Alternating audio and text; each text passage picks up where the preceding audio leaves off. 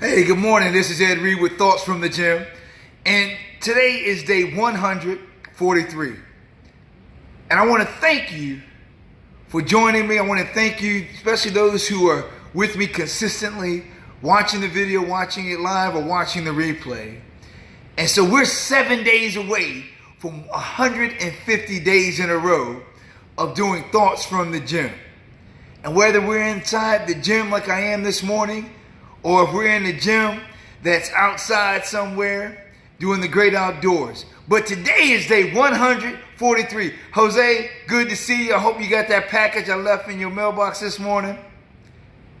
And so today's thought from the gym is that our results are driven by how we behave. And let me break it down for you. Our results, if there's anything that you want to accomplish, you got to look at how we behave. I'll never forget years ago when I was a high school counselor. I had this one kid. Oh man, I love this kid. Now this kid was a hot mess. And what we're going to do, I'm not going to give you his name. So we're going to call him Iron Eagle. We're going to call him his name Iron Eagle. So Iron Eagle, this young fella, man, he was in 12th grade. His situation was all jacked up. He had circumstances that would cause most people to quit, to throw in the towel. And so when I sat down with Iron Eagle in the summer, and his mom was in my office, and we're sitting down, and she's full of tears because she's like, I don't want to lose my boy. She was afraid. See, it was just mom and Iron Eagle. And what happened with this young man, his dad walked out on him and his mom when he was just a little kid. And so I knew, in order to help this young man win, to help him not fall into the traps and the pitfalls of minimal results, I had to put together a team. I had to set him up to be in a winning situation. So let me tell you what I did. First of all, I had to sit down. I told his mom she had to step out. And we sat down. And I asked him a few questions.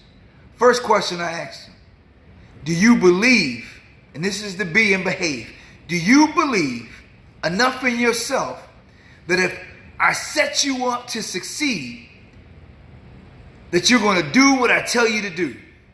Do you believe? Do you believe in your potential? Are you willing to do what's necessary to get to where you want to be? Do you believe? He said, Mr. Reed, I believe. He said, man, if you help me out, I'll do whatever you say. I said, all right, let's do it. I said, next thing. I said, the E, my expectations.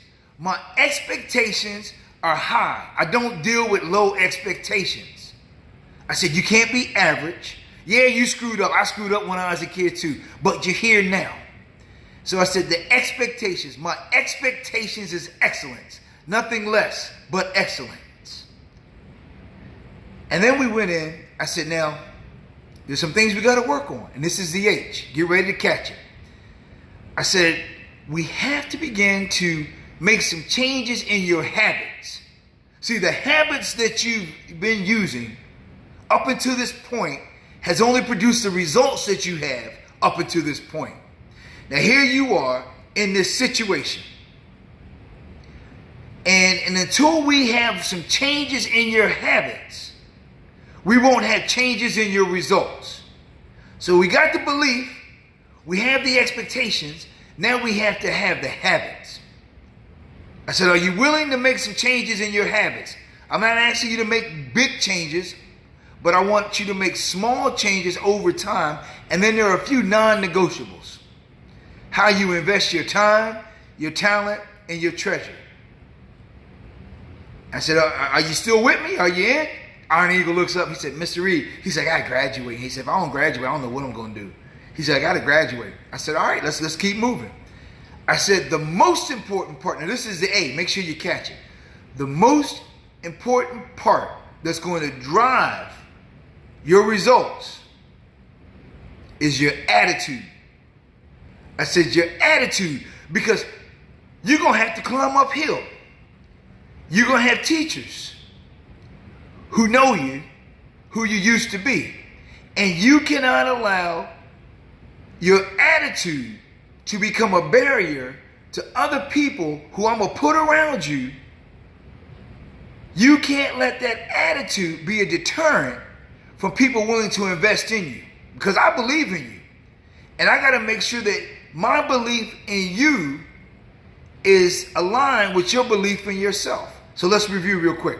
So the B, for those of you who are taking notes, B and behave is your beliefs. E are the expectations. H are the habits. A is the attitude. Now, I say, here's the piece, man. The V isn't victory, because I expect to have the victory, but the V is the value. Do you value the results that you want to attain enough to do whatever is necessary to attain them? I said, because what you value is where you will spend your time. What you value is what you will invest in. And what you value is how you use your talents. And so let's be clear, because if I'm going to work with you, and I'm with you, I'll coach you, but if I'm going to work with you, we got to make sure that we're clear on the values. And I don't want lip service, I want action service. And so little Iron Eagle looks up. He says, Mr. Reed. And he starts having some tears in his eyes. Because my guy here, he didn't have any men in his life. It's just him and his mom. And so behind the scenes, my value in him, I got to love this young man. That boy didn't look nothing like me. You see, let me let you in a little secret. This young man, a lot of people had these stereotypes because he was a young white male that all he had to do was show up. They never really realized that the young man had some things that he was wrestling with. But see, I was working as a school counselor. I didn't care about his race. The kid get him an orange. I cared about this man's heart. This young kid. And so I saw value in him. I valued him enough to do what we had to do. And so then we got to the E. Now the E is critical. The E is expectations. Right? Now that's the first C. But the E I'm talking about, making sure you're paying attention. The E and behave is execution. See, we have to execute the plan. So let me review for you one more time. B is you have to believe. E, you have to have expectations, and you can't have low expectations. You have to have high expectations.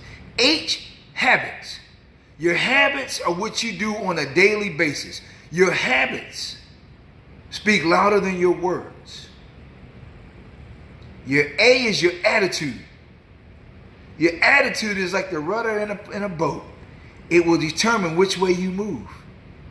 V is the value. You have to have value. You got to have some values that are non-negotiable. Value the results that you want more than anything else. And if you value the results, everything else will fall in place. And then the E is execution. You got to execute the plan. So let me tell you what we did. We sat down that summer day. Little man had tears in his eyes, but he could feel the love coming from my heart to his heart. We brought his mom back in. I said, all right, here's the game plan. I said, I'm going to hand pick your teachers, because I knew he had to be in this situation. Now, I said, here's some other things. Now, back in those days, we had what was called night school and Saturday school. This young man had to go to Saturday school in the morning. He had to go to night school on Tuesdays and Thursdays in the fall semester, in the spring semester, in order to graduate with his peers on time. I said, this is the game plan. You up for it? He said, Mr. Reed, he said, I'll do whatever you tell me to do. I said, now I'll be with you.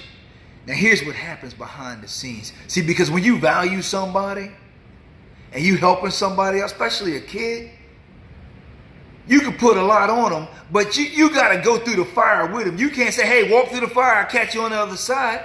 Nah, man, you got to walk through the fire with the kid. Because sometimes the kid might need you to wrap them up so they don't get burnt. You might get burnt a little bit, but see, you're a leader. This is what we do. So here's how it played out. I met with all of his teachers. I said, look, we're not going to let this kid fail. Whatever it takes. Now, I'm not telling you give him the grades. He's going to work for those. But he has a tight schedule.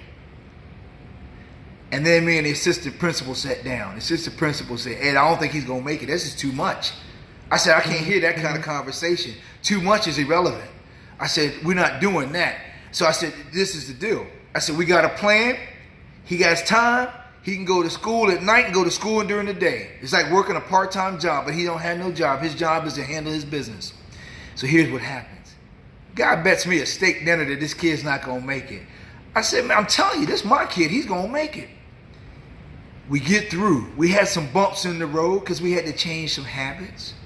Sure enough, June rolls around and this young man crosses that stage